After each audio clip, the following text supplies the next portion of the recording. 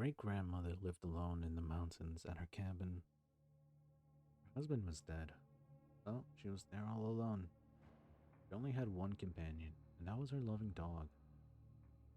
They both adored each other very much, and the dog was a great comfort to her. Every night, when she went to bed, the dog would lick her hand to let her know that he was there.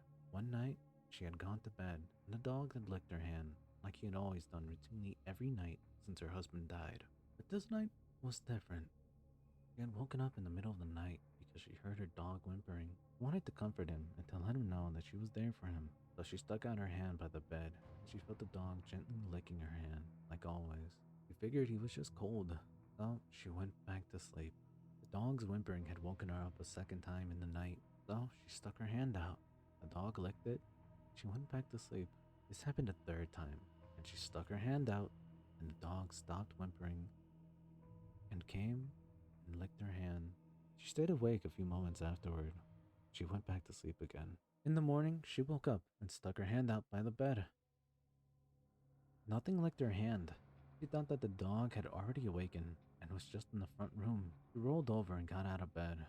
Heard a drip, drip, drip, drip. She thought the sound was coming from the kitchen, so she walked over and turned the handles on the sink. It wasn't the source of the noise. After frustratingly checking the sink and its pipes, she gave up and continued onto her bathroom to take a shower. And as she got close to the bathroom door, it was evident that the sound was coming from within. She opened the door and looked above the bathtub and gasped in horror. There, hanging from the light by his collar, was her loving companion, whose blood was dripping into the bathtub. She screamed and began to cry, rubbing her eyes and sobbing. She turned and looked into the mirror. In the mirror, she saw the dog's reflection.